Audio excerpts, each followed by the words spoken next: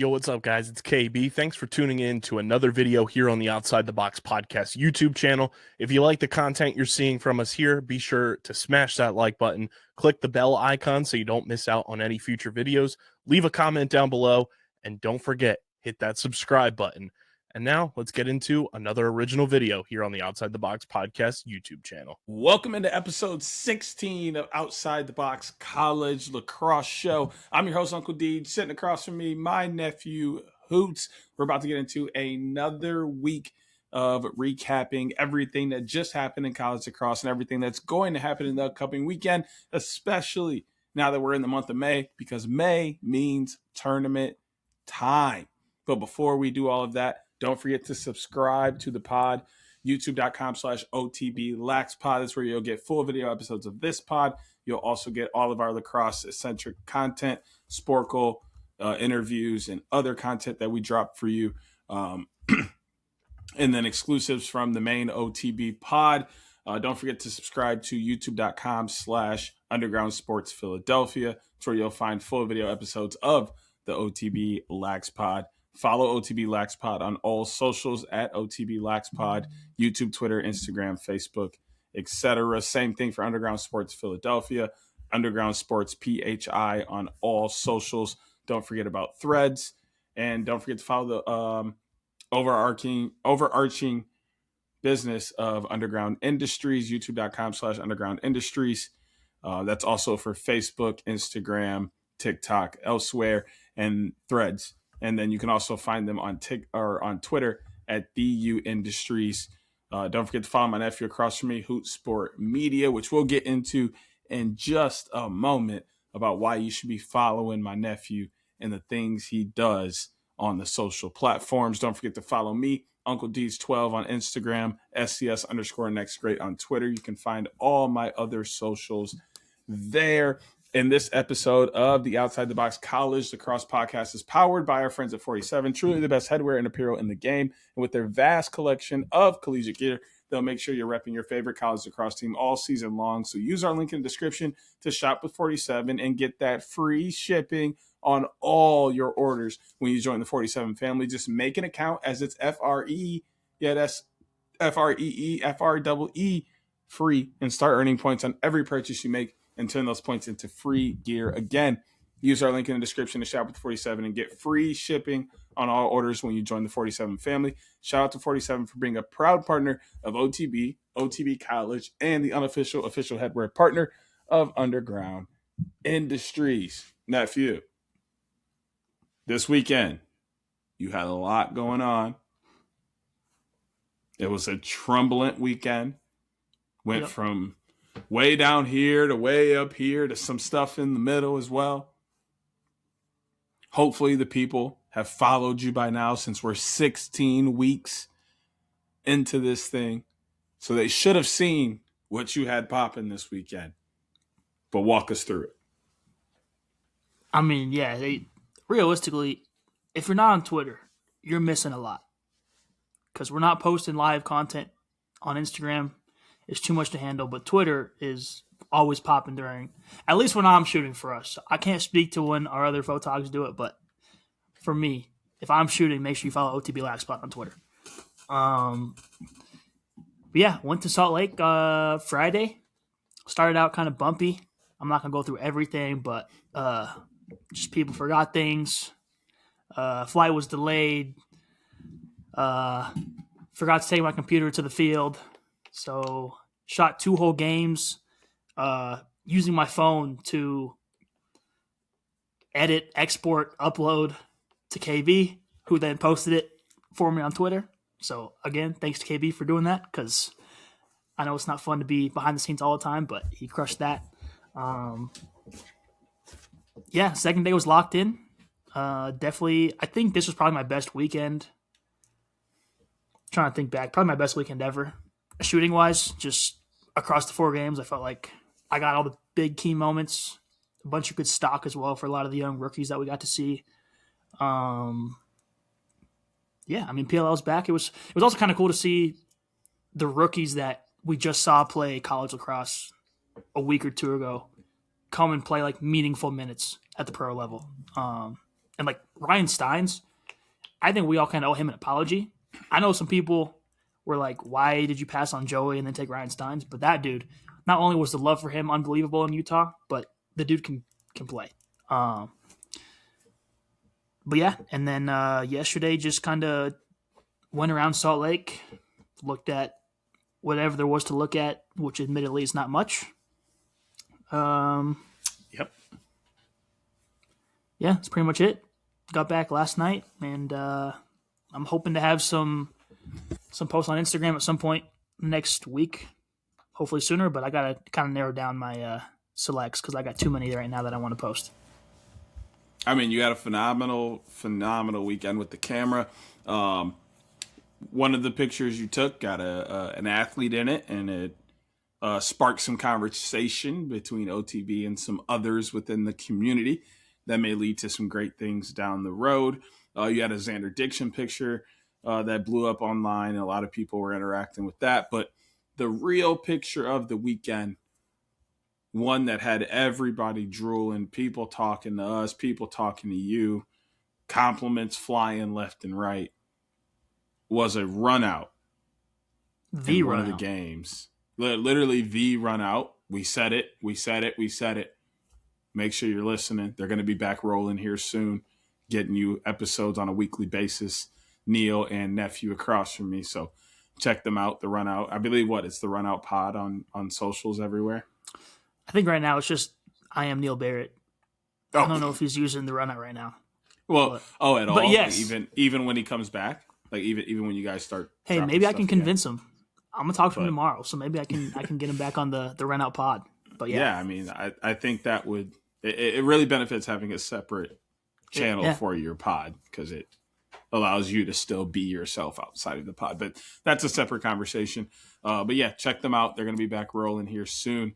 But yeah, talk about the run out and everything that blew up from that picture.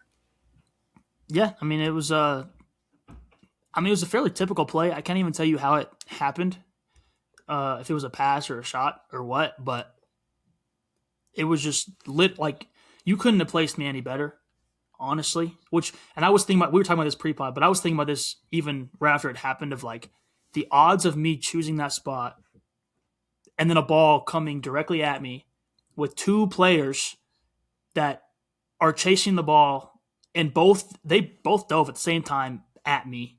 Like that's slim to none, which is just crazy that I happened to pick that one spot, but it worked out. I got both players in the air. I have like the whole sequence. We only posted 2 of them because I was like, I'm not going to send KB like 10 photos, but it was kind of scary. I thought they were going to hit me like diving out of bounds. Thankfully, they took off like early and not at the line, which we've seen players do at times. A couple years ago, we saw Jake Piscino in Denver literally crash into the what do you call those? Like the barricades, like the movable ones. Yeah. The sponsor banners. Yeah. But yeah, it was great. It was Charlie Hayes and was it Brandow maybe? I don't know. It was definitely Charlie Hayes though.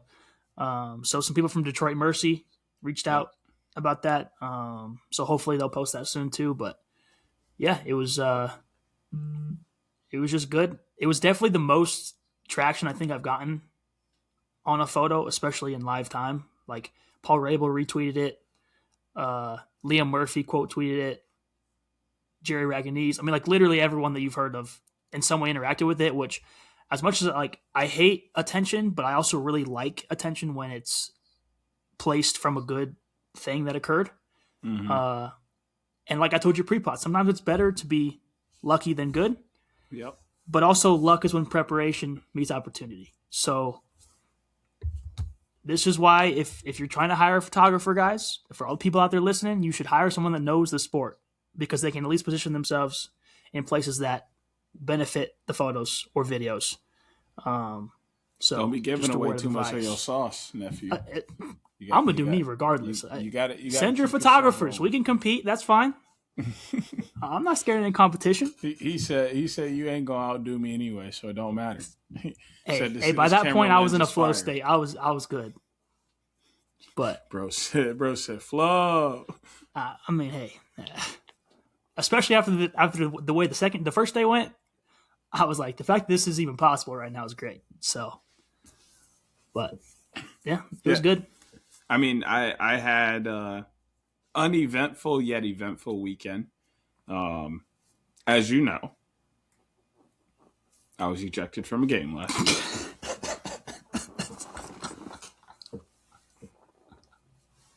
That was last Thursday.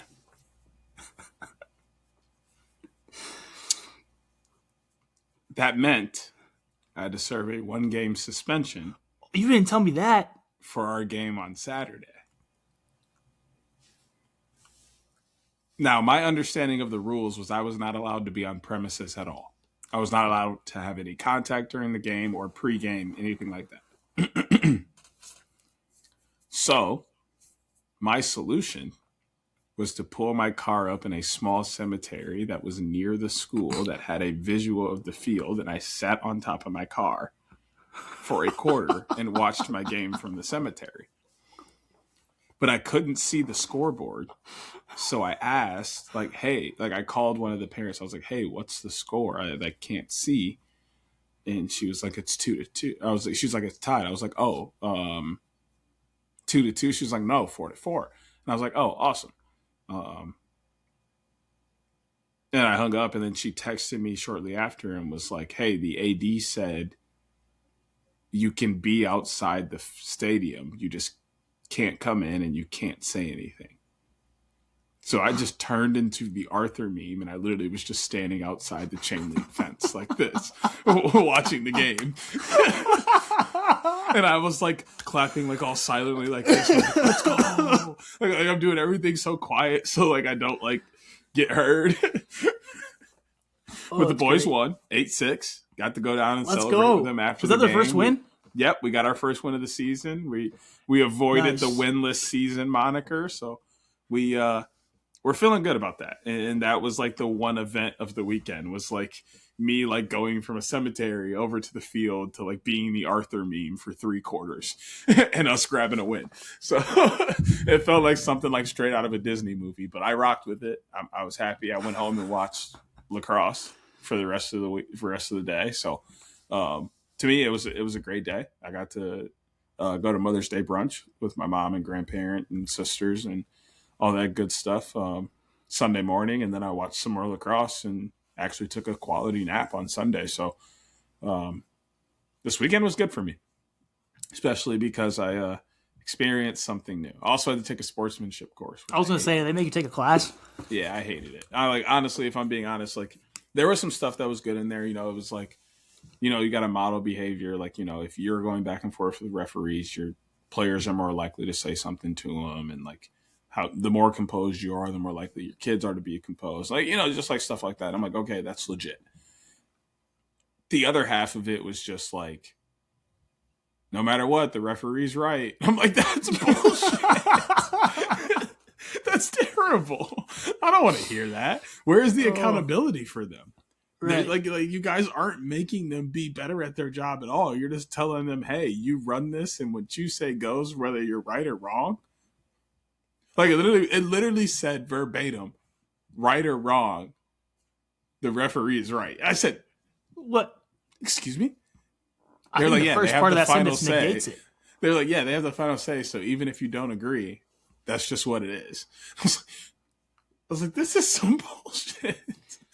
This is terrible. So my conclusion was I went up to the ref after the game because one of the refs was an assigner for our area. He assigns all the refs to all the games. So I just asked him, I was like, hey, like, do you guys have any like meetings preseason as like referees and stuff? He's like, yeah, we have like a handful. I was like, well, I would like to come to one or some and like get a better understanding of the position and like how you guys present and like teach the position. And like, maybe that'll like tailor and like help me when I'm having interactions because I'll know exactly where you're coming from in that moment rather than like having this coach's perception of what it is. I actually know what it is.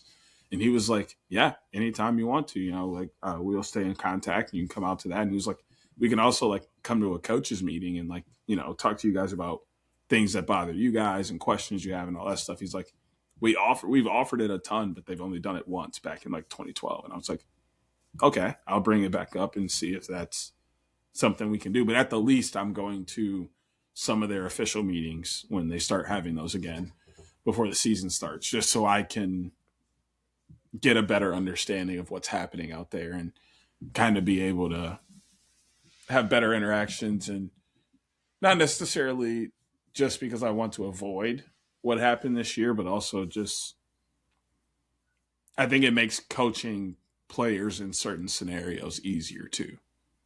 Because then I can tell them, hey, I know exactly what the referee is thinking or doing in this moment because I went and sat in on this and I know this is how they approach that situation. So I'm kind of shocked they don't make you guys do that. Yeah. Already. Like when I was a kid, we didn't have like referees in there from what I remember, but there was definitely a meeting of like every coach in the league, and it was to like get yourself acclimated with like how it works, the types of things that are going to go on. And it was like everyone in a big like auditorium setting that everyone had to go to. So like we do have, when you first become a coach, it's called a CAP meeting. It's the biggest meeting of your life as a coach. It's the L word meeting that I always talk about. Liability, where they tell you, hey, if you forget the L word, you're going to prison. And then every year they have like a rules meeting, which is just like, hey, don't forget, the field's this big. You got to have the field set up this way. Your lines have to look this way. Your players have to be equipped this way. These are things that are points of emphasis. So referees will be looking for them and calling them more often. These are, so there's like certain things that they go over every year, but like there's not this extensive thing where it's like, hey, like referees aren't calling swim dodges wards because of this, which has been a big issue for us this year because none of them are calling them wards. And I partially blame the pros. Levi Anderson. Not even just him. Like it's at a high level. They're all allowing them to use that inside arm to push off as they're going over. So now it's trickling down, which that is a ward. That is the definition of a ward, using your free arm to play. You grabbing this man and pushing him out the way. That is a ward. And that was part of the reason why I was so upset in that Thursday game was I went to them pregame and I asked them specifically to look for slashes across the body and the head and to look for the free hand ward on the push on the swim. And they weren't calling either one. So at one point I went, so what is part of that point of like, what is the point of that conversation in the beginning where you ask me if there's things I would like you to look for if you're not going to look for them? I was like, that's a waste of my time if you're just going to say, okay, and then decide to look at that happen and not throw a flag. I should just stop talking to you then. Like that is the conclusion I'm coming to because it's not making any sense. But I feel better knowing I can go to that meeting and I can now fully understand that they don't care about what we think. The referee is right regardless. I will carry that with me forever. It's just wild that it literally said right or wrong. They're right. Like what? That's not what that means. Like, dog, I almost rewinded the video. Like, the only reason I didn't is because I didn't want to make this last any longer, but I almost rewinded it to make sure I heard it right. It's like the customer's always right. It's like, no, they're not. And like, my thing is, I know referees are going to be wrong sometimes. I know they're going to miss things sometimes. Like, it's human error. We're humans. You can't see everything. You can't get everything right. It's in the response of me calling you out or getting upset about it that gets me. Yeah. Are you upset now that I got upset about it? Are you trying to tell me to calm down? Are you trying to tell me to stop talking? Are you trying to throw a flag because I'm advocating for my players or a call that should have been made? Or are you going, you know what? I might have missed that. Or, oh, I didn't see that. I'll try and keep an eye out for it. Or, you know what? Damn, I missed that one. I won't miss it again. Thank you. I'm gonna move on. But when you come with any of the first things I said, now I want to like go back at you because it's like, dude, I just called out an inconsistency. The same way If my players were yapping at you all day, you would tell me to get my bench under control. Yep. What's the difference there? There isn't one. You got, like, my thing is egos have to stop getting in the way of sports with referees. If you can't handle being yelled at by a player, a coach, or a parent, you probably shouldn't referee. Yeah, there's a because because whether that parent knows what's going on or whatever, they're gonna yell. Yeah. Whether that coach has the same vantage point as you or not, they think they saw something, they're gonna say something. Kids are idiots, so they're gonna say something. Like come on. We have to think about where we are, and also. There's nobody more competitive than coaches. Coaches don't coach for fun. They coach because they can't play the sport they love anymore and they need to find a way to stay in the competition. So yes, when they're in the middle of a game, they look at it the same way they looked at it when they played sports. They're in the middle of a battle.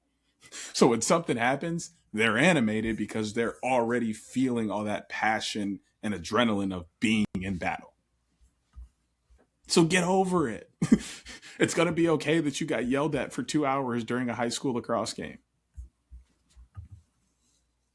Guess what? You're going to go home with $115. You're going to eat a nice steak, drink a beer, and go to bed. And wake up and go to work in the morning and do the same thing again the next day. Like, come on. Bro said you get paid for this.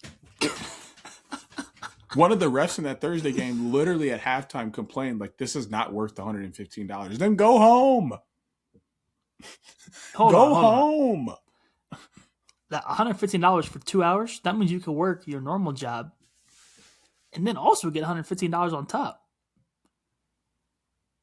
And 95% of programs pay you in cash day of.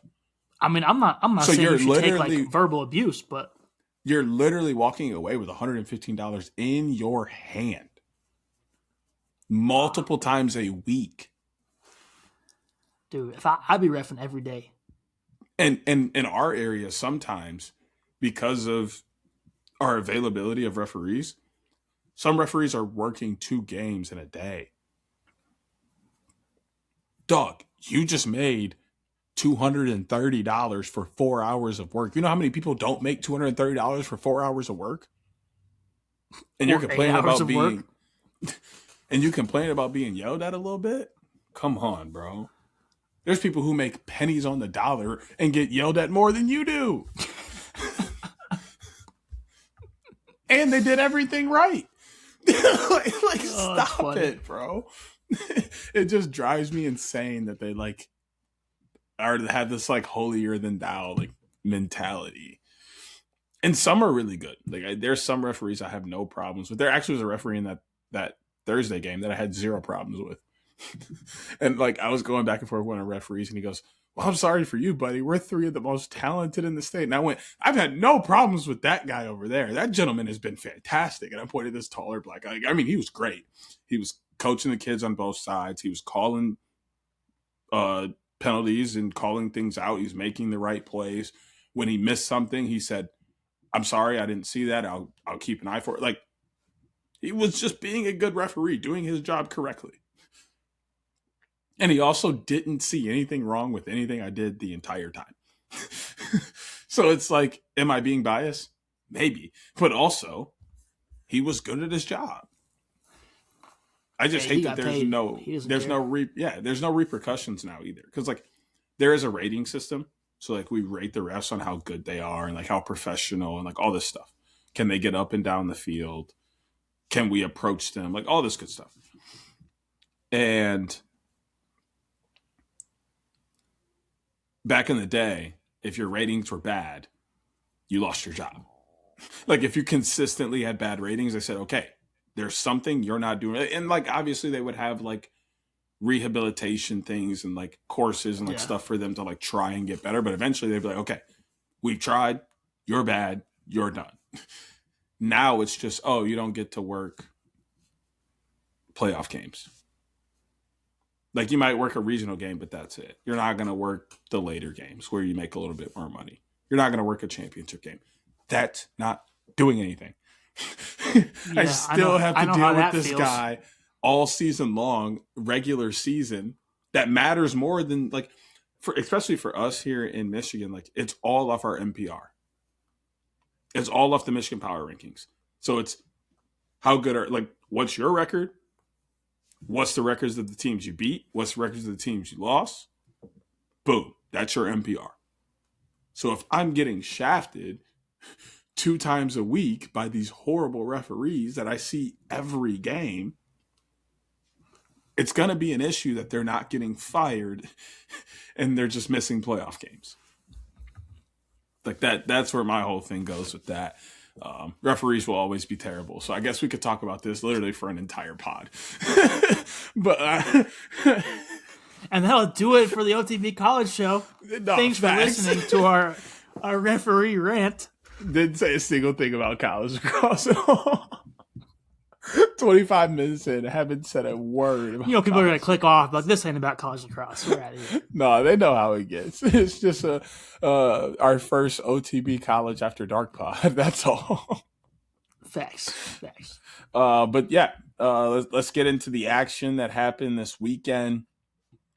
There's a couple games we can blitz by because there was literally zero competition. Which ones are those? In these games? Come on. Don't talk to me like that. Princeton downs Marist 17-8. No real competition there. Notre Dame over Jacksonville 18-5. North Carolina takes down Albany 24-6. I think those were all just about expected. I think the North Carolina over Albany game is the one that people kind of went, whoa. I think, Princeton versus Marist was more than an uphill battle from the beginning. Marist had some moments there where they were shining, a couple, like three goal runs where it looked like they were going to kind of put some things together, and Princeton shut the door and continued to dominate. So no question there. Notre Dame, arguably the hardest defense to score on in the country, and Jacksonville, we love you. We do. John Galloway, you're amazing. But at the same time, you got to have big names on the offensive side if you're going to make Notre Dame sweat. And I just don't think Jacksonville has enough of that at the moment. But in that North Carolina-Albany game, everybody's looking like, Albany hasn't been as good as they've been in the past, but they're still Albany. They've got ballers. Their defense is normally pretty solid. They got a good goaltender. And most importantly, they have Silas Richmond. Like, everybody's like, okay, like they're going to be able to put up a fight, right? And they did not. It wasn't. I mean, close. yeah, I got nothing to add. It was not great in general. I mean, not that I expected them to win, but like I said last week, I wanted an upset to occur, and there was just no chance for it at all. You're down 7-1 after one. And then after 2, you're down 12-2. Not that it can't happen, but it's pretty much over. It was, to me, it's one of those that's just like where the record doesn't really mean much because the competition you played clearly is different, and that's what showed in this game. So, it sucks to get blown out in your final game, but you made the tournament, I guess. Yeah, I mean, you did make it to the tournament. You can't be upset about that. Everybody doesn't get a berth, but that's a tough way to go out. I'm sure that's going to sting, especially for a guy like Silas Richmond. But at the end of the day, he's somebody we'll be talking about later on in the show because he's moving on to do some nice things in the lacrosse world, I would imagine. Let's get into some of these tighter games, shall we? Starting with one of the ones that was a little more cushiony than the others. Penn State takes down Army 10-6. Gunnar Fellows with a goal. Hill Plunkett had a goal as well. Goal and assist for Evan Plunkett. 2 goals for Braden Fountain. Tyler Matthews had a goal as well. 20 saves, 10 goals given up for the keeper. Meanwhile, for Penn State, Jackie Ian had 1 assist. Luke Wallstrom with a goal. 3 goals and assists for Hunter Aquino. 2 goals and assists for Andrew Beard. a goal for Kyle Lehman, an assist for Mark Waters, 2 goals for Michael Ferroni, a goal for Brendan Leary, and 12 saves, only 6 goals given up for the keeper. Penn State advances after winning the Big Ten, sneaking in. Well, I'll say this, sneaking into the ranked teams and the host. I don't think they had a very impressive season. I think they did enough to get a favorable spot within the Big Ten. And then they did enough to win the Big Ten, which landed them inside of that top 8 to get a home quarterfinal game. And then they went out and proved maybe why they were acceptable enough to be in that top 8. They win a tough game, 10-6, and they're looking to move on and have some more success. Yeah, I mean, they did what they were supposed to against a military school. That's no knock on those schools, but I mean, you outshot them 55-29. You forced them to make a ton of saves. The fact that Army even had 20 saves on the day is insane. You only lost by 4, and you made 20 saves. Like, I mean, they made them work. But Penn State continues to be a roller coaster of a team to a degree. But I mean, I can't say I was shocked. I picked them to win this game. So, I mean, you dominate the faceoffs and dominate the shot attempts. Chances are pretty good you're going to win that game. Yeah, I mean, that's the getting possession and then turning those possessions into opportunities is the way to win any game. So I think, they were able to go out and do the most important things and come up with some big plays at the right time to move on. And another team that won by 4 this weekend is one that our homie Brian Knows Lax said would be moving on, not only past this round, but all the way to MDW in the Final Four. Georgetown takes down Virginia 14-10. Rory Connor and Liam Connor, the brothers, doing what they do best, scoring points. 4 points for Rory, 3 goals and assists. 3 points for Liam, 1 goal, 2 assists. Jack Ransom gets in on the action, 3 goals and an assist. Jack Schubert had 3 goals. Jack Bickle, a goal and assist. Charlie McGurran had a goal as well. 1 assist for Lucas Dumaid. Dude Maine. What a name, Maine. Joe Varanzian had a goal and assist along with Natty Mason, who also had 1 and 1. Anderson Moore, 15 saves, only 10 goals given up. Meanwhile, for Virginia, an assist each for Tommy Snyder and Joey Terenzi, 2 assists for Ryan Dunkel, 2 goals for Truett Sunderland, a goal and 2 assists apiece for the Millen brothers. Ryan Colsey with 2 goals, a goal for Lyndon Verville, Robbie Hopper, and Owen Cran. Chase Band also had a goal.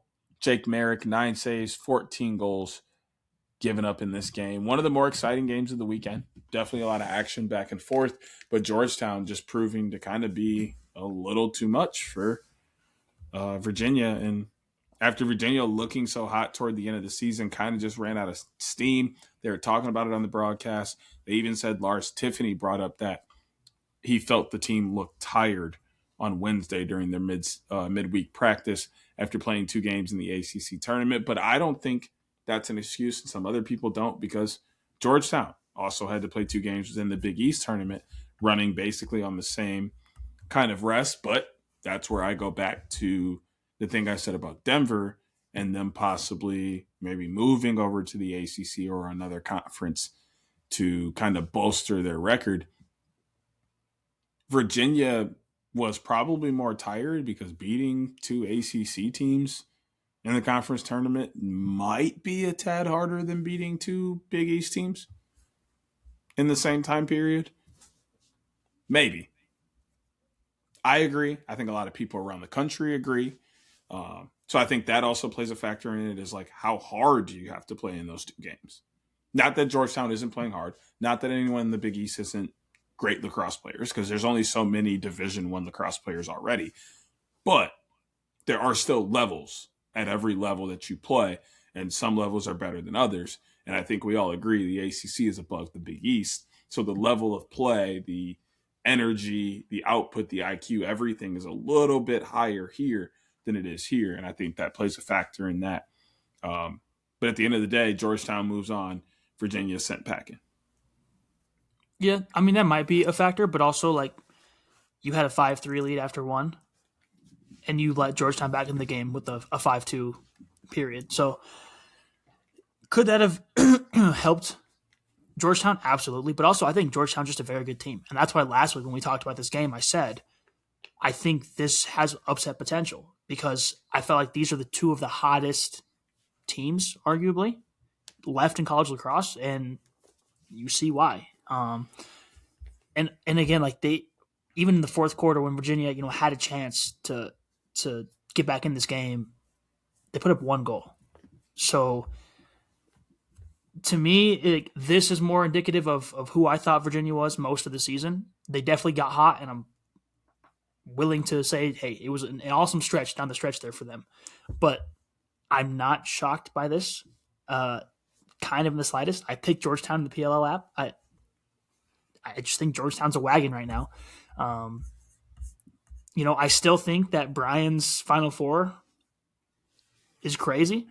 I also told him, though, when he made that prediction months ago, that he seems to predict pretty much everything correctly, so it wouldn't shock me if he was correct.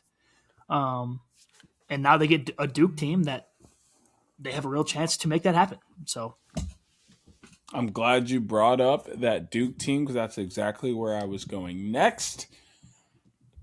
Richmond, the fantastic season comes to an end as they drop this game 14-12 to Duke at home, which was the largest crowd of the weekend. Over 6,000, largest crowd Richmond has ever seen. The people really showed out. I don't think Richmond's done anytime soon.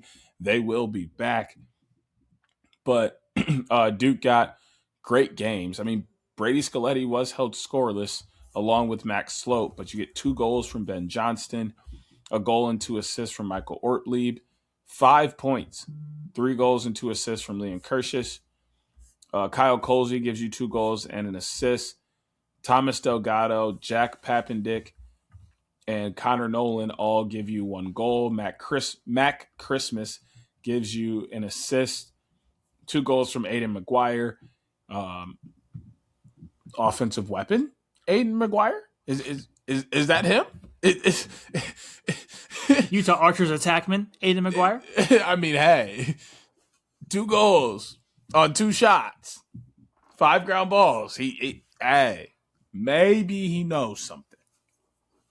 Anthony Drago also with a goal in this game. Buck Cunningham, 7 saves, 12 goals given up. Meanwhile, for Richmond, Joe Sheridan, 2 goals, a goal and 2 assists for Aiden O'Neill. Nate Murphy with an assist, a goal and an assist for Lucas Littlejohn. 2 goals for Daniel Picart.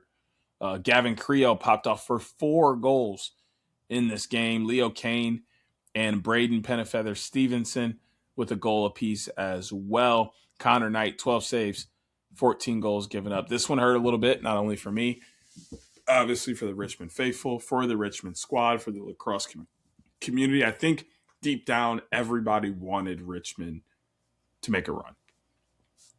I think everybody's kind of wanting a Cinderella lower tier mid-major run to an MDW Final Four.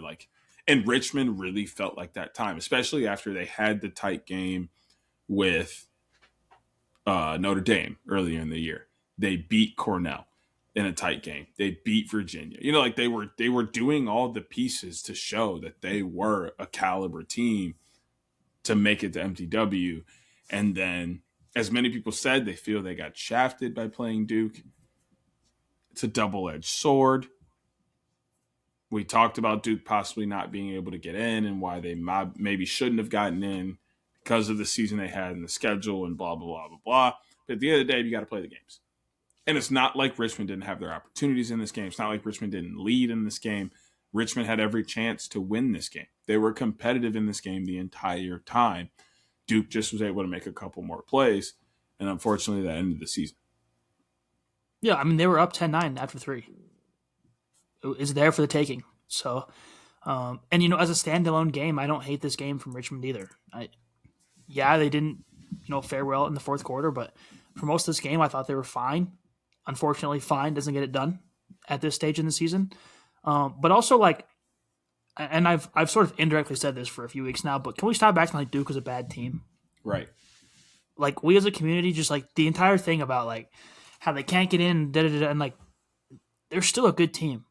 It doesn't mean that they're, the top of the top by any means, but some of these people are just it's funny how the same people that said that Duke shouldn't have been in, now are the same ones saying that Richmond got shafted by having to play them. And I'm like, well, you can't, like you said, you can't have it both ways. So, credit to Duke for showing. I just think where people are coming from is they don't feel Duke should have gotten in with that many losses. They feel like they're rewarding them for losses, which valid. Sure. I think at a certain level, there kind of has to be a, hey, you lost a lot of games. Even if they were two quote unquote good teams, you didn't show that you should be here. I think that's where some but people neither are did anybody else. That's the issue. Right. Not a single one of them has been able to say, I would put this team in over them that didn't have those losses. Yep. And that's why I would say this year was a lucky year for Duke, in my opinion. They were able to, get past that hump because other teams were facing that same hump, and their hump looked cosmetically better than the other team's hump. Yep. Cool. But I also do think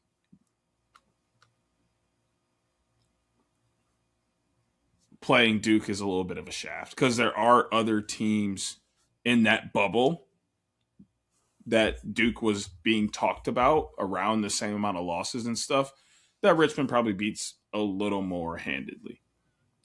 Absolutely. But I think that just goes to show you that Duke is a better team than those teams. Right. Or even if they were given the 3 over North Carolina. Sure. Or Notre Dame drops. So, where was the consequence for Notre Dame not advancing in the ACC tournament?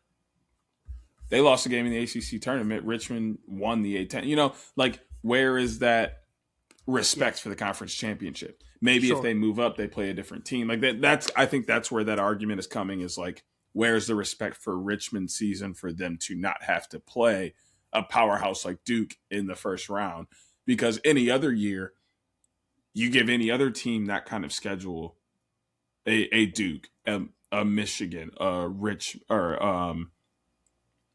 a Syracuse, Ohio State, even a Denver, they're 14-1. They're not playing Duke in the first round of the NCAA tournament.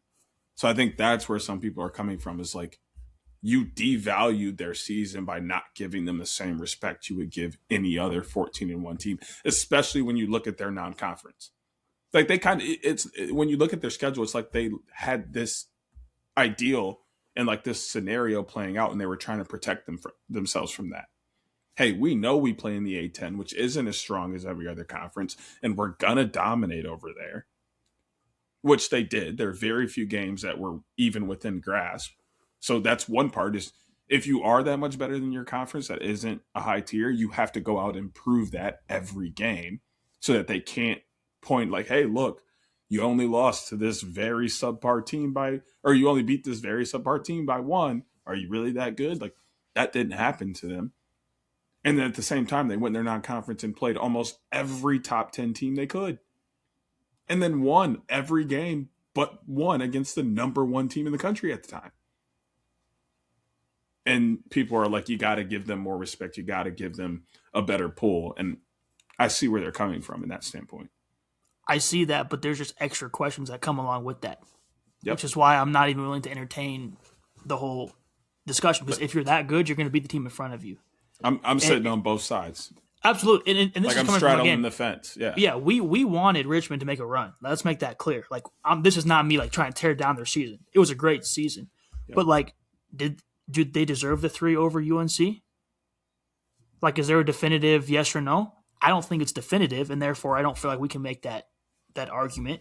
I don't feel like it's definitive. But I think that's where people are going. It's just like and there's that's enough fine, of a conversation there. But even then, you're having to go play Syracuse the fall. Now I understand that's advancing, so people are going to say, well, but that's the next round. Would you? I mean, you either lose now or probably lose the second round. I mean, and like I'm sorry, but this is the problem this again. side was better. This side was also better for them. If they would have beat Duke and then had to play Georgetown, I like their chances of moving on to the Final Four. Yep. I mean, and but that's also just sports, to where it's like sometimes you get a quote unquote unfavorable matchup. And again, it's not like they got blown out. It's not like they were Albany playing North Carolina and we're like, oh, they got shafted. Like, no, they were competitive in the game. They had the lead after 3. You weren't good in the fourth quarter. It's just like offensively, at least. Like, I know there's one big group that has tried to lobby for that spot that Duke got, Maryland. Like, I'm sorry, Maryland plays Richmond, they're losing for sure. In my opinion, they were what, 7-6 this year? Not just because I hate Maryland, but because they were nowhere near as good offensively as Duke was to be able to put that pressure on Richmond. Right. Richmond would have squeezed them like a boa constrictor. Yep. And you know, like I'm confident in saying that. So like I think that's where some people are going. Is like, hey, that bubble, you slide 1, 2, 3 of those other bubble teams in there, Richmond moves on. That's valid. But at the same time, that isn't how it worked out. Richmond had the opportunity to win the game in front of them. They didn't. And one thing that people need to not stop doing and like just take the game. Yep. This wasn't a blowout. Now, blowout, either way, it would have been like okay, what happened here? Why was this going on? That's an issue. Just a 2-goal game. We got I'm pretty sure we even brought that up last week of if Duke gets blown out or something, people are going to say like, oh, see, our team should have gotten in. Mm-hmm. Which to me is where it's like, this is Duke coming and saying, we are better than you guys are talking about this right now. Yep. And we're here to prove that. Yep. And they did. And like we got one of the best college lacrosse games in the last couple of years. Like that play at the end of the third quarter. I don't know if you saw any of the clips or anything. That play at the end of the third quarter, he launches it 80 yards right into the stick for a banger goal. Like, hello. Right. The saves being made, like all of it. Like, take the gold and the art that we were just given in that game and be happy with it. Cherish it. Enjoy it. And then that's that. We don't even have to get in the conversation of everything else. Let's just enjoy the good game. Say congratulations to Duke. Say it's a bummer for Richmond. And we hope to see them back in a very favorable position next year or the near future. Yep. Stop ruining sports with unnecessary debates. But now the other really 2 good games of the weekend. Hopkins proving that the Big Ten wasn't as bad as people were saying as they joined Penn State in the next round. They take down Cornell 9-8 in overtime. Matt Collison with a goal and 2 assists. Hunter Chauvet with a goal. Charlie Eiler a goal and 2 assists. Brooks English with a goal. Chuck Rawson 2 goals and assists. Jimmy Ayers 2 goals. David Disk 1 goal. And Orange Linus 3 saves, 8 goals, giving up 3 saves. This man won a game with 3 saves. Brian Luzzy a goal, 3 goals for Rowan Nuri. AJ Nikolic had 2 goals. Ryan Goldstein a goal and 2 assists. William Firth a goal. 17 saves, 9 goals given up for Matthew Tully, and he loses. That is insanity. This man won with 3 saves. This man lost with 17. And did you see that GB, though, clip in this game? Yeah. That was wild. Was nasty. Slid like 5 yards, scooped it nonchalantly, tried to pass it, gets bodied, and draws a flag. Like, bruh. This is why we need more defensive highlights. Like, defensive highlights go hard when they're captured correctly and then put out. Like, yes. I saw Dan Orlovsky was breaking it down on Twitter, and I was like, this is so cool. Like, see, that's why. Like, more people are going to get in when they see clips from all around. Like, I mean, you don't see just highlight videos of basketball and like you don't see blocks. Like actually go watch game 1 of T-Wolves Spurs. My boy Wemby had 11 blocks, 12 blocks. You mean to tell me ain't none of them finna be in the highlights? I'm sure they are. Like, people like defense as much as they like offense. Like, you got to put it out. But at the end of the day, 3 saves. He made 3 key saves. Yep, that's all it took. That was just enough. Hopkins squeaks by, joins the next round. I can't believe it. Oh, I can. I was in that PLL app looking at it. I was like, this is a Hopkins game. I could show the people. I was so confident. Was I confident they were going to do this on 3 saves? Absolutely not. And no disrespect, but I've been talking all year on this pod about how I didn't believe in Cornell as a team. And this is what I'm talking about. This right here. 17 saves and your boy gets a loss. Nah, he deserves a W next to his name. And instead, we're putting up 8 goals in a playoff game. We're putting up a goose egg in the third quarter, a goose egg in overtime, up 6-3 at half, and you lose? I mean, I talked with you about it. They killed my team, so I'm not saying nothing. I talked to you about it, though. When we were talking about it, I was like, this team is all over the place. Yep. They show up, play Duke, beat them. Show up, play Richmond, lose by 1. Great game. Turn around, lose to Penn State by a bajillion. But then turn around and beat Denver by a bajillion. Like, yeah. What are you doing over there? Are you okay? Are you guys like not the same team every single time you step on the field? Like, I don't get it. But that was all of the things we were bringing up last week and the uncertainty we had with them moving forward in this tournament. We went, you know what? They could show up and beat, Hopkins. And it looked like they were going to at many times in this game. And then at other times in this game, that other form of Cornell came out and ended up costing them the game. So I wasn't necessarily surprised to see things turn out this way, but man, they could have helped themselves in this one easily if they just decided to turn it on a little bit. Yep. But I mean, either way, you have to go play Notre Dame. So yeah, their season would have been over either way. I mean, you're happy to play another game, but it's also kind of like, yeah, their season would have been over. Yeah. Speaking of seasons being over, the Bulldogs are packing. They're home. Courtesy of the Syracuse Orange. Sean Grogan, 2 goals, 2 assists. Peter Monahan, 2 goals and assists. 2 goals for Dylan Blakicki. Patrick Pisano, 1 goal. 3 assists for Connor Gately. 2 goals for Luke Pascal. 3 goals for Cole Cashion. Cole Jackson, 2 goals, 1 goal for Will Sheehan, and 1 assist apiece for Asher Ziv and Anthony Unuziata. Fire name as well. 6 saves, 16 goals given up for the Keep. Meanwhile, for Syracuse, Peyton Bear Anderson, 1 goal, 3 assists. Mikey Leo, flip side, 3 goals, 1 assist.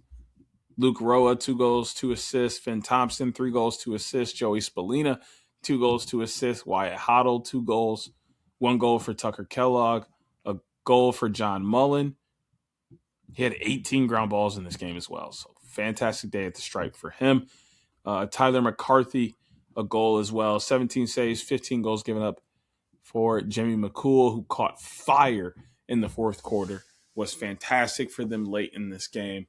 Able to help Syracuse grab a win. The offense, obviously, all over the place. Everybody getting in on the action. Multiple people scoring 2, 3, 4 points in the game.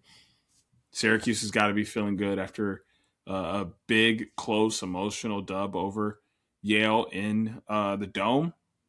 And got to be preparing for the next round against a team that they're all too familiar with. Yeah. But, I mean, before I touch on them, credit to Yale, specifically their offense. going literally toe to toe. I was texting a buddy after we watched like the beginning of this game, got on the plane, landed. He texted me, dude, 16-15, Cuse wins. I was like, there's just no shot. Like, and I told him, I was like, I know their season ended. This is the best loss you could ever take otherwise. And again, it means nothing because your season's over, but the fact that they put up 15 on Cuse and only lost by 1 is incredible. So credit to them. But I mean, Cuse finds a way to get it done again. They peppered Yale's goaltending, who only made 6 saves, which is, if you're scoring 16 times on, 22 shots on goal, basically, that's really good. And the nice part about this, too, is they position themselves now to kind of finally take down UNC, potentially, who's beaten them twice this year. So I can't think of a better arc for them to go on to kind of slay one right after the other. But, yeah, they definitely got to be feeling good. And especially, I know Jimmy McCool lost his grandmother earlier in the week, too. So I hope he's doing well, too. But the way he played after that is just insane. The double save at the end of the game was wild. Oh, insane. He was on fire for most of that fourth quarter, especially the last probably like 4 minutes or so. He literally looked like one of the best goaltenders, if not the best goaltender in the world at that moment. So I really liked, what I saw from them being able to dig deep in that game and come out with a victory. That wraps up things for the men's side of things. Looking over at the women's side, there's a note I'll make at the end. Not going to run through the first round games because that's too much work. And I also think we did that last week. Anyway, Northwestern beats James Madison 17-5. Colorado beats Denver 11-9. Stony Brook takes down Boston College 10-9 in exciting fashion. Hopkins took care of Army West Point 21-13, no problems. Maryland over Rutgers 11-8. Navy takes down Syracuse 11-10 in overtime in a game or in regulation in a game that they went to absolute battle in. And Navy had to crawl themselves back in, but they were able to come out victorious. North Carolina beats Clemson 17-6, and Stanford took down Michigan 13-12. In fact, they scored the game-winning goal on a free position with 30 seconds left in the fourth quarter. What a terrible way to go out. That sucks to give up a free position goal that late in the game and have to have your season end that way. But I mean, a phenomenal season for Michigan women's all around, getting ranked, being able to host that first and second round, and have an opportunity to play at home a couple more games and even try and extend their season. They weren't able to do so. They were, in fact, the only ranked team to not advance to the quarterfinals. 1, 2, 3, 4, 5, 6, and 8 all made it. Michigan, the 7, bounced by Stanford. So that sucks, but they have a lot to bounce forward on, a lot to fall back on, a lot to feel great about after this season. Any thoughts about the first 2 rounds of the women's tournament? Yeah. Florida being up 4-1 and then losing 16-8 to Denver was not on my bingo card. But I was monitoring that one for obvious reasons. And then Denver going down to Colorado 11-9. And now we get a rematch of Colorado Northwestern, which I think is going to be super exciting. Definitely curious to see if Northwestern can take one this time, because I know that was a shock earlier in the year when they lost to Colorado. So we'll see about that. Northwestern probably had that circled once 100%. They saw they were on the same side of the bracket. They were like, "Hey, they better make it through." I mean, they just killed James Madison, and they're like, they're next on our schedule. Like, who next? Is they finna win? And they probably watched their game later that day. Like, Yep. biggest Buffs fans of the year. Yep. 'Cause They're basically the Syracuse want of the that. women's bracket. Yeah, they're like, we trying to get that back in blood. Yeah, for sure. And I rock with that. But yeah, everything else, I mean, tons of close games, which is what you like to see this time of year, aside from, Hop Army, which was 21-13. I guess I just also mentioned 17-5 Northwestern, but Obviously, North Carolina game wasn't too close, but yeah, I mean, after that, the rest were I pretty can't close. say I'm shocked that 7 of the 8 seeds advanced, because I think that's kind of how a lot of these tournaments go. I mean, I thought it was going to be chalk. I mean, Michigan losing 13-12 off a 30-second, it's a free one-goal position with 30 seconds left. Like, it easily could have been chalk real fast. Yeah. But tell you what, though, I'm excited to see what Stanford can do against UNC, because that's going to be now they're an underdog, and that's I mean, everyone else, I guess, has an underdog in their game, but they're a true unranked underdog. So they're not even that much of an underdog, because they went toe-to-toe with them, had competitive games with them during the regular season in ACC play. So, like, but I'm treating them like an underdog because they don't got a number next to their name. Facts. If I'm them, I'm putting here that, for and I'm it. putting that chip on my shoulder, and I'm like, you didn't want to give us a number? All right, that's fine. Facts. We'll figure it out ourselves. So yeah, and then I thought I was really impressed with Stony Brook. Very happy for them to go out and get that win over Boston College. Obviously a storied program, but also they were given the 5th seed, and they went out and won their home game, and they went out and did what they were supposed to do as that higher seed hosting, and proved why they were given that 5th seed. So once again, Coach and GM Spallina, keep doing your thing out there. The Stony Brook Lady Seawolves are balling right now. Looking forward to their game against Johns Hopkins next week, which we'll talk about in just a moment when we get into what is popping next week. The favorite tournament to talk about, because there's almost nothing to talk about, because it starts essentially in the second round. They have 2 first-round games, which Flagler beat Concordia Irvine 7-6 for their right to play Tampa. And then Anderson, South Carolina, beat Barton 24-12 for their rights to play Wingate. And the second round is where things got spicy. That's where things got spicy. For some reason, there's no score reported for Tampa and Flagler. It was played yesterday, so I do know that. Hold on, I just did the wrong thing. Great podcasting, y'all. My fault. Okay, I'm back. Yeah, there's no score reported for Tampa Flagler, but Tampa won because they are in the next round. Adelphi took down Wilmington, Delaware 16-6. No issues there. Pace took down Seton Hill 18-13. Malloy over Assumption 15-12. St. Michael's, the 7 seed, beat St. Anselm, the 2 seed 9-8. I told you shit gets weird in D2. Them boys that won a title that I saw at the link with our homie KB, Lenore Ryan, the 6 seed, takes down Florida Tech 15-8, the 3 seed, to move on. And you remember that Anderson, South Carolina team that beat Barton 24-12? Yeah, they beat the 2 seed Wingate 21-13 too. So the bottom half of this D2 bracket is looking insane right now with some of these matchups after those upsets. Looking forward to bringing up those matchups here in just a moment. And then it's the D3 battle. Already made it through the 3rd round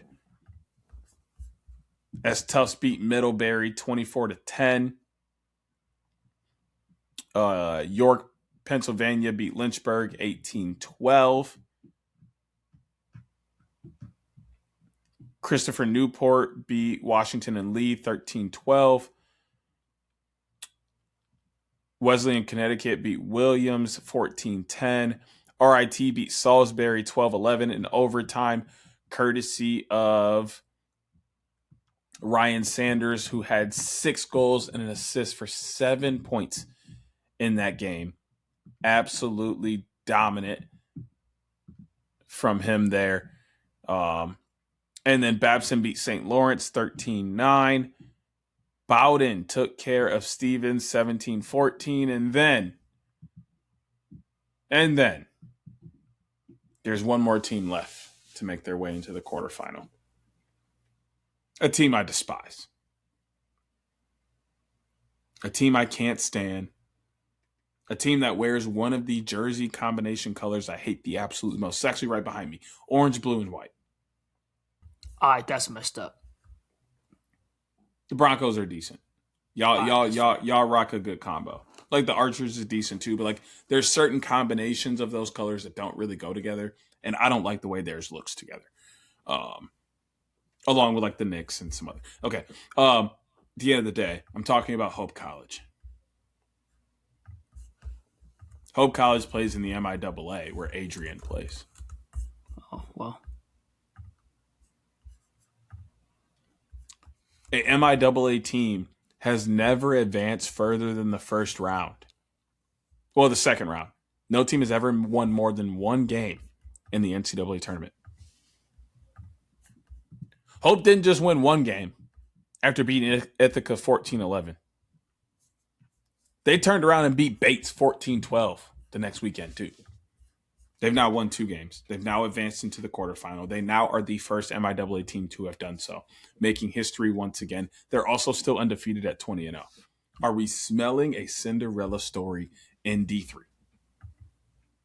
Or does it all come crashing down this weekend? And I'm so torn. Because half of me is like, this is amazing for the MIAA. Would love for Hope to get a national championship. It boosts our conference a bunch. Maybe we'll start getting better players. And the conference can come up and we can be competitive within the Midwest and other areas. The other half of me goes, fuck Hope and the Dutchman. Dude, they're literally a SpongeBob character. Their mascot is a SpongeBob character. They're the Flying Dutchman.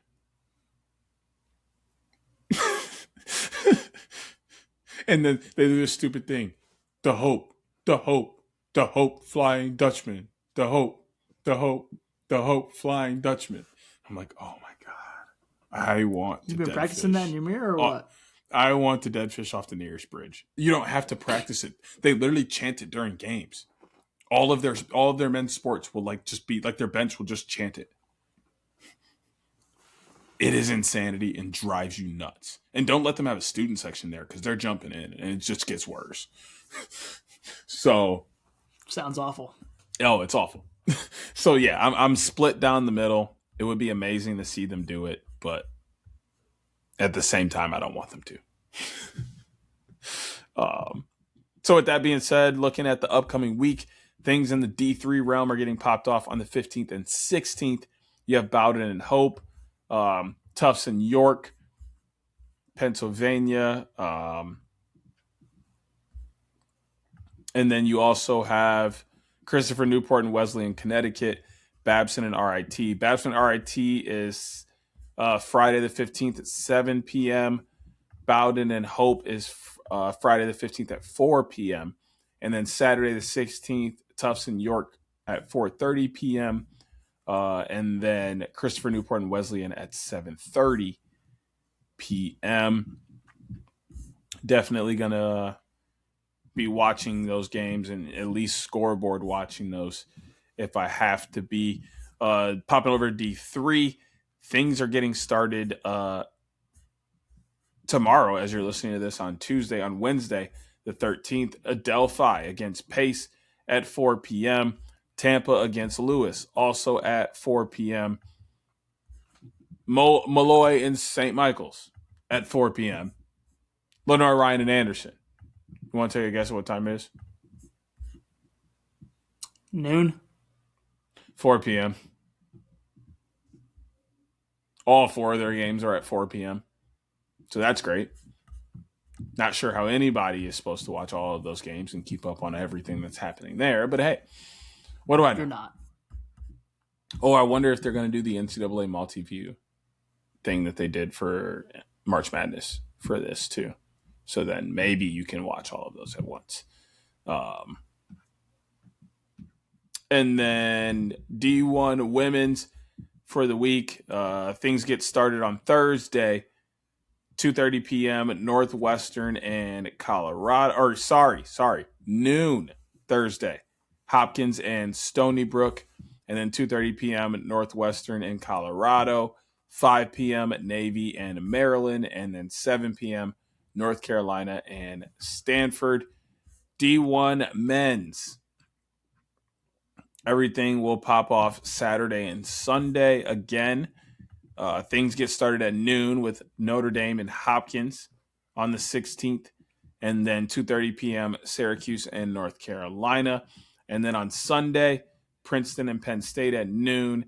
And then Georgetown and Duke at 2:30.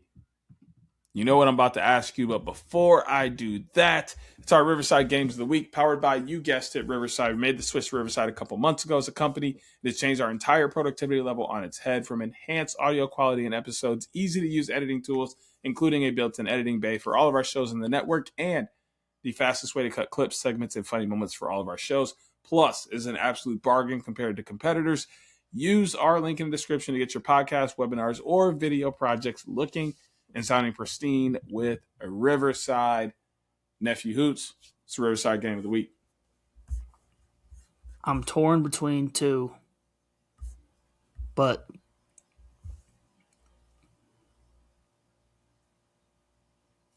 I'm going to take Georgetown Duke as my Riverside Game of the Week.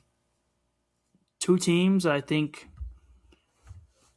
are, I mean, Georgetown's been on fire, so I can't say they're better than they've showed all year. But I just think it's going to be a very competitive matchup overall. And like, I like that Syracuse UNC game, but we have seen that twice this year. So because of that, I'm going to take the unpopular pick with Georgetown Duke. Pick one in the women's realm. Oh, hang on. Stanford UNC.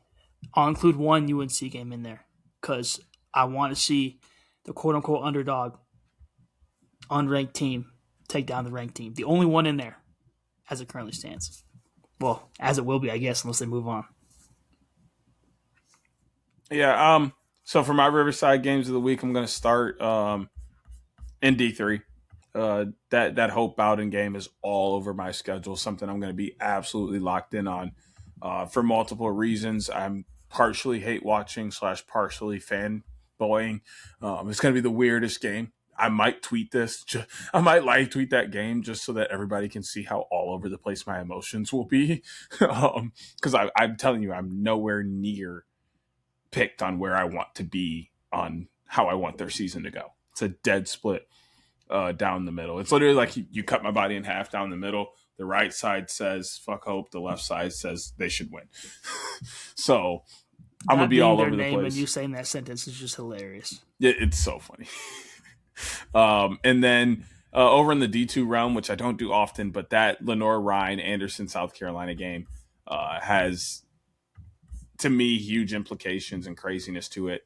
Low rankings, being underdogs, being able to pull through, feeling like, you know, they have nothing to lose. They're both going to be out there battling balls to the walls. And the thing is, they're playing for a spot in the semis, which means they're 2 games away from the championship. They know what's there. There's going to be fireworks there. The action's going to be immaculate. On the D1 men's train, I mean, you went one way. I'm going to go the other. It's Syracuse, North Carolina. I don't think the other 2 games are bad games, but I don't think they compare to the bottom 2 in the bracket. I think those 2 games have a lot more surrounding them. Georgetown and Duke is more of like, hey, you had kind of rougher seasons than people were expecting. What are you going to do about it? You're unranked, and now you're here for a shot at MDW. Go be the new 2016 North Carolina. And then on the other side, it's North Carolina, Syracuse, two teams who were from the beginning of the season have been talked about being an MDW. Only one of them can go now, and it's up to who plays better in this game. The fireworks are going to be all over the place. In the women's realm, my honorable mention, just because everybody's kind of going to be watching this one and expecting this one with all of the history behind it and the previous this year, that Colorado Northwestern game. That's my honorable mention. But the real game of the week on the women's side for me, Stony Brook Hopkins. I feel like both of those programs feel like they have something to prove. They're both riding the wave, feeling excited, and just wanting to continue their season with each other. That's going to carry them a long way. Those are, my Riverside games of the week. One last thing real quick. Any rookies you're looking forward to getting their PLL debuts out on the field with their new squads this upcoming week after seeing their seasons end in the PLL?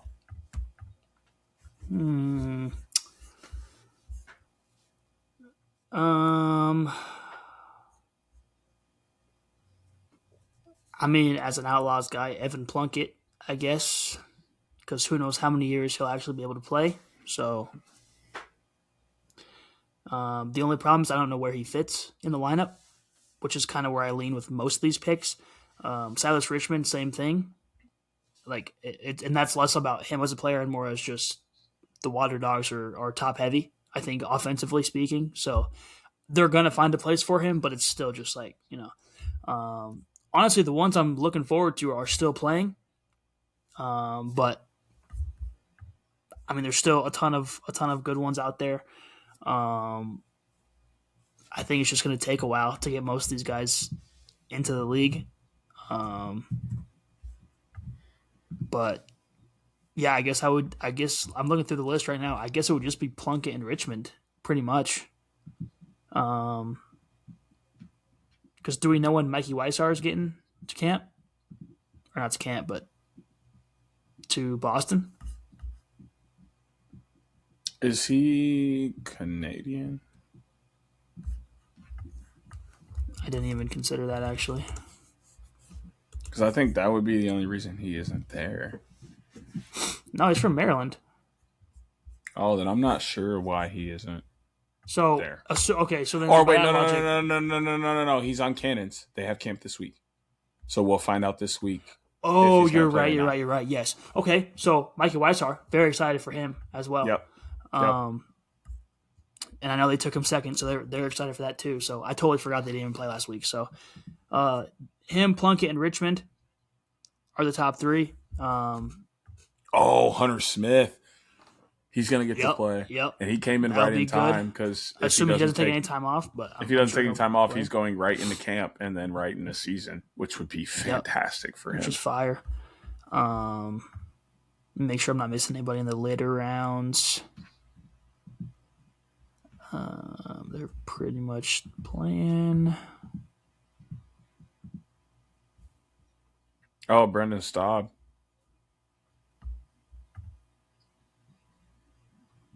Oh, yeah, because they just got eliminated too. Mm-hmm. Regneri's still playing. And so is Lewis, because Adelphi and Tufts are still playing. Yeah, it's just funny because so many of these dudes are from Syracuse. Oh, Jack Taylor. You guys get Jack Taylor too. Yep, he'll be back, which will be cool because obviously JT Giles Harris coaches at Jacksonville, so you go from being kind of a coach-player relationship to a teammate relationship. But even he's a guy that I'm like, where does he play? Does he play? Right. It's hard everywhere. If you're not certain Pat positions, coming back? It's just hard. He's supposed to be. I know he was injured, so I'm like, is he healthy enough to play this week? Because if so, like, these dudes aren't seeing the field. Right. If he's not, then maybe we see him. But maybe, yeah, exactly, or at least one of them. Yeah. A lot of moving pieces in the PLL, as we know. But with that being said, this went a little longer because we talked about nonsense for half an hour at the beginning of the pod. But don't forget to subscribe to the pod, please. YouTube.com/OTBLacrosse. Full video episodes of this pod, all of our lacrosse exclusives coming over from the main pod, Sporkle, interviews, Wordle, lacrosse fictional rosters, and everything else that we do over there. Don't forget to follow the main pod or follow the pod on all socials: YouTube, Facebook, Twitter, Instagram, everywhere else. Threads at OTBLacrosse. Follow the main pod at Underground Sports Philadelphia.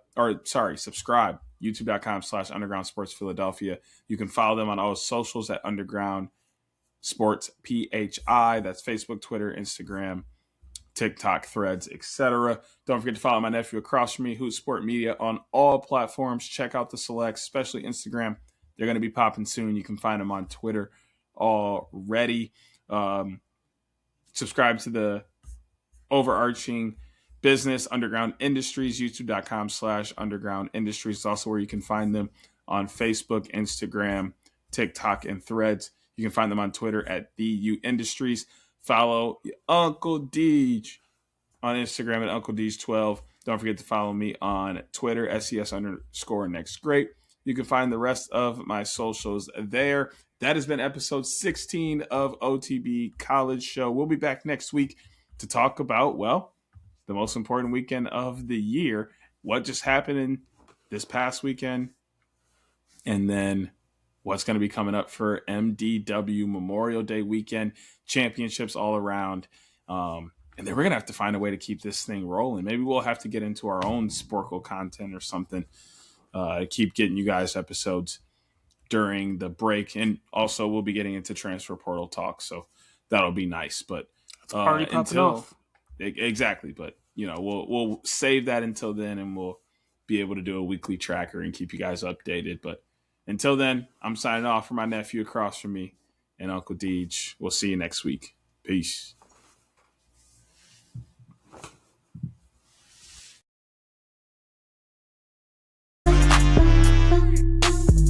Bye.